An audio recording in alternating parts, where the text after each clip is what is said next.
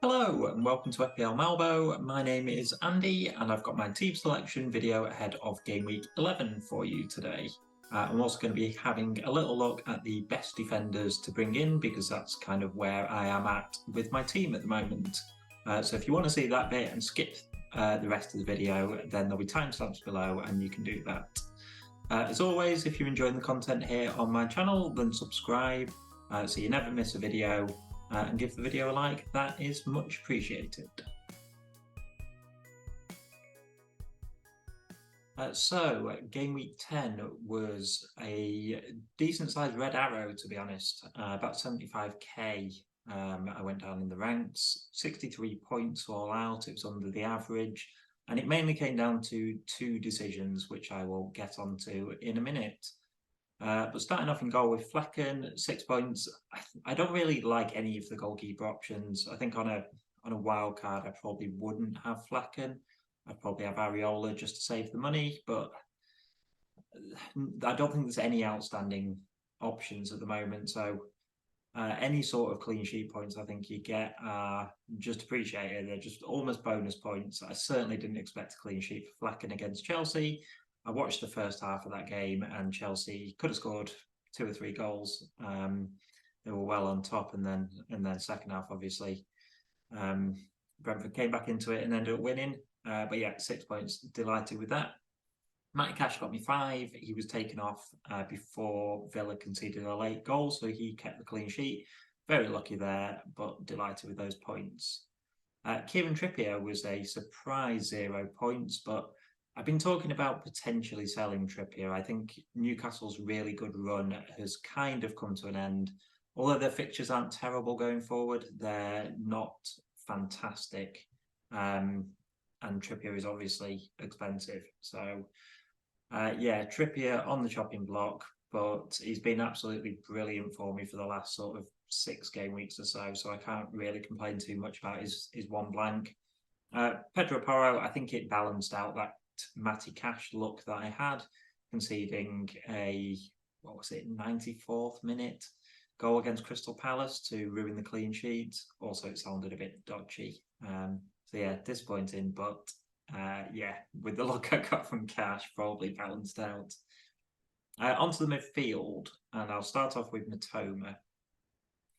I sold in Mbeumo, who got a goal and an assist, and I brought in Matoma, who just got a 2-pointer for me. That's one of the big decisions that really hurt my rank this week. I'm not going to get too upset about it. I think Matoma looks fantastic going forward. He had, by the look of the highlights, he had a really good game and just didn't get any sort of attacking returns out of it. But in the next 3, they've got Everton, Sheffield United, and Nottingham Forest.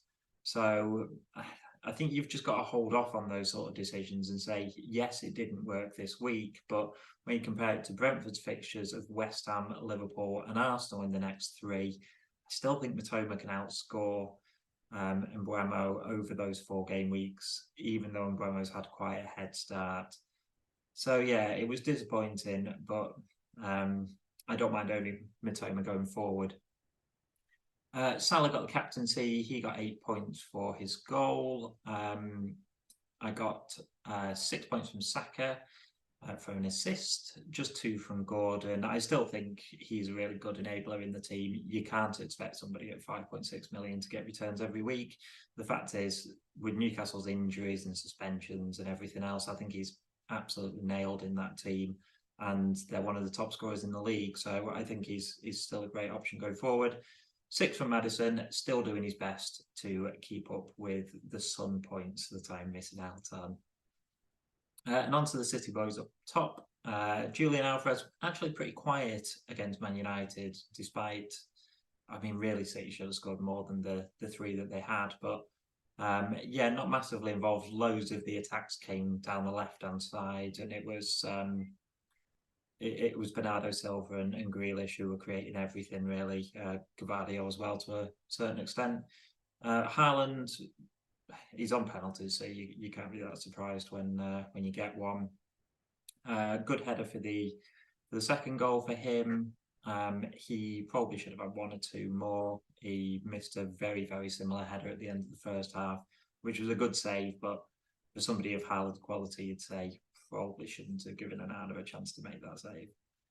So the second big decision that I got wrong was the captaincy. I went Salah over Haaland.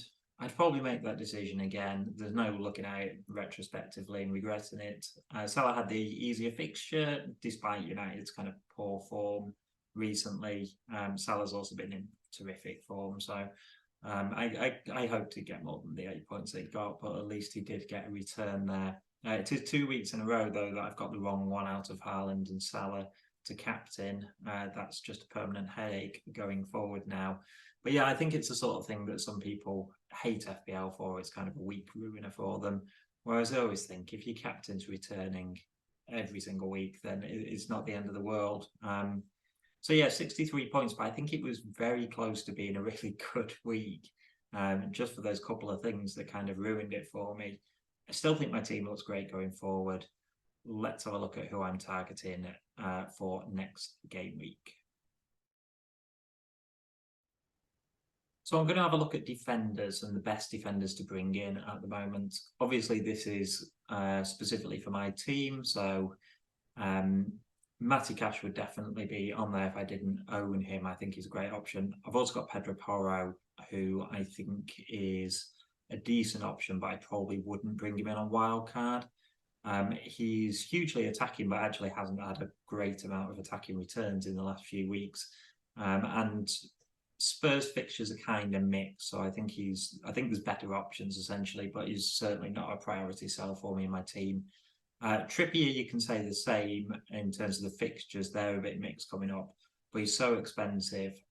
I would like to potentially upgrade Alvarez. Ollie Watkins is the obvious one, but there is other options as well. I think next week I'll talk more about strikers because I'm not looking at making a change this week. I need to free up some money to be able to do that. And downgrading Trippier is an obvious way to do it. I've got double Newcastle defence. I'm hoping Botman will be back into the team. He'll be back fit again in the next couple of weeks. So I've still got a Newcastle defender. So let's look at the best options, I believe, to bring in for Kieran Trippier. To start off, I've got Tsimikas. I spoke about him last week, so I won't talk about him too much, except to say that I think I might have potentially missed the boat on this one. He's got 2 clean sheets in the last 2 weeks, and they've got Luton this week. So if I did make a change this week, it'd be a good player to bring in. I could see another clean sheet again this week for him. But then after that, you've got Brentford. Not fully expecting a clean sheet there. It's not the toughest fixture, but it's not one that you target. And then you've got the Man City game after that, where you really wouldn't want to play Tsimikas. And the problem is that in week 13, Tottenham and Villa play each other, and I don't see a clean sheet for either one of my Tottenham or Villa defenders. If Botman's back, I can bench Tsimikas, but I still have to play both of Cash and Porro. So yeah, I think from game week 14, I might look at Tsimikas again, but I think I've missed the boat really on this little run of fixtures. I just don't think he really suits my team, even though he is a really good option. Second of all, I've got Saliba. I'm never really happy with this. I think I've had Saliba on my watch list before and wasn't happy with him. I don't think any of the Arsenal defenders are particularly attacking or particularly likely to get attacking points. Gabriel, I think, is the best from set pieces, but he's also the bigger rotation risk out of Saliba and him. Ben White is the most expensive, and I don't really think it's worth paying more for Ben White over Saliba when they're both absolutely nailed. And Zinchenko is probably still first choice left back, but we've seen other players play there. Tomiyasu, for example. So again, slight rotation risk. And although he does get forward, he doesn't create a huge amount. Zinchenko is more of a sort of enabling midfielder, kind of tucks inside and plays alongside like a Declan Rice in defensive midfield. The upside, of course, is that Arsenal are probably the best defence in the league, or at least on paper. Like, I think they've got the most clean sheets so far this season. I think if you were to get in Saliba. He's just somebody that you put in and you just play every single week, and you know you'll get enough clean sheet points that he makes it worth it.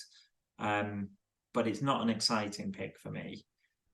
The next couple, I think, are more likely where I'm going to go, but Saliba is very much an option. The problem is as well, of course, is that if I was going to make that change, Trippier to Saliba, I'd put it off a week because Newcastle and Arsenal are playing each other, and I'd rather have Trippier because he's more attacking. So the other two that really interest me, Purvis's Estupinan had started the season and he did really well for me. Of course, he's injured at the moment, so isn't an option for this week. Again, if I put off that transfer for next week and I think he's likely to be fit, then he's a real option. The problem is the longer you leave it, the more of this great run of Brighton fixtures you miss. So they've got Everton, Sheffield United and Nottingham Forest in the next three. But then it's Chelsea and Brentford afterwards, which are a little bit tougher. And I wouldn't really consider anybody else in that Brighton defence. I think the only other one that's nailed is Lewis Dunk. He does get bonus points because he spends a huge amount of time on the ball. They kind of play through him a lot when they're passing out of the back. Where he has kind of limited returns in terms of kind of attacking returns and things like that. So whereas Estupinan is so attacking when he plays in that Brighton team, he always plays as a left winger.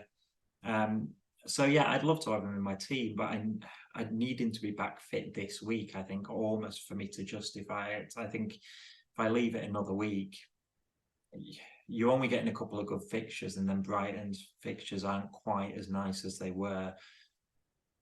And then the last one that I really am considering for this week, and probably the most likely if I make a defensive change this week, is Mark Guehi. Simply, Crystal Palace are a good defence and they have the best run of fixtures almost in the league, I'd say, over the next five. Burnley, Everton, Luton, I mean, West Ham's probably the toughest, and then Bournemouth. You're looking at 4 relegation candidates really out of 5. I can see 2 or 3 clean sheets in that. Again, it's not really an exciting pick. I don't think any Crystal Palace defenders ever really get attacking returns. But he's absolutely nailed, 90-minute man. And yeah, I can see some clean sheets in that. Seems a really good way of taking money out of my team that I think can be invested into the midfield or the attack, most likely the attack. So yeah, it's not an exciting pick. I think if I make the change this week, it'll probably be for Guehi. If I leave it until next week to make a defensive change, then I think the other options are more on the table. It makes more sense for Saliba or Estupinan, if fit, to come into my team then. So all that said, I think the most likely thing that I'll do is probably roll the transfer. I think second most likely is that Guehi comes into my team for Kieran Trippier. And that'll mean that I have a healthy amount of money in the bank next week. Son is certainly somebody that is tough to be going without at the moment. Ollie Watkins is another one. Yeah, they're both high-owned players, but they're kind of hurting my rank. I actually think striking options is loads. I think Darwin Núñez, Wilson's worth looking at. Yeah, there's tons of good options. So yeah, I'll go through that a little bit more in depth next week, because I think I'll either make the defensive change this week or I'll do it next week and then use that money to upgrade a striker. So this is how the team looks for next week. I'll stick with Flecken in goal. West Ham are a funny team. They kind of started the season quite well in tougher fixtures, and if the fixtures have got a bit easier, they seem to have gone off the boil a little bit. Certainly think there's a chance for clean sheet, not overly optimistic, but I prefer it against than Turner, who's playing Villa, who are one of the best attacks in the league. So yeah, Flecken will be starting in goal. Onto my defence, Matty Cash, Forest away. I think Forest are a decent team at home. I'm not sure of a clean sheet in that one, if I'm honest, but you hope for attacking returns. That's the reason you have Matty Cash. Otherwise, you might as well just go for like a Pal Torres and save yourself $500,000. So yeah, it'd be nice to get an attacking return from Cash there. Kieran Trippier against Arsenal, that's a tough one. Part of the reason that I'm not that I'm thinking of rolling the transfer rather than using it this week. Is although it's a tough fixture, I still fancy Newcastle scoring that game. So fingers crossed it'll be from a Trippier ball into the box. Pedro Porro against Chelsea, the way Tottenham have been recently, they could easily get a clean sheet on that one. And Porro, I feel like he's overdue an attacking return. He's certainly popping up in good areas. So yeah, got fingers crossed for that one. Matoma against a resurgent Everton. They've been decent in recent weeks, but you still fancy that fixture. Salah, the armband is not currently on him, but I do love that Luton fixture. I'd expect an attacking return, potentially more than one. Saka and Gordon obviously playing each other, but I'd expect them both to start. And again, I expect goals in that game. Both teams don't go many games without scoring, so hopefully they'll be involved. Maddison against Chelsea. Chelsea is so hard to predict at the moment. They pass the eye test without scoring enough goals and conceding too many. So it's hard to say. But Maddison keeps chipping in. He's every other week basically. He seems to get a goal or an assist. It's a pretty decent return for somebody that I bought at I think 7.5 million. I think he's worth like 8.2 now. So yeah, still happy to own him. And then up front, one of the reasons I wouldn't consider a hit and make that Trippier change and upgrade to Ollie Watkins is that it's Bournemouth at home for City. And it's the reason that Haaland's got the captaincy.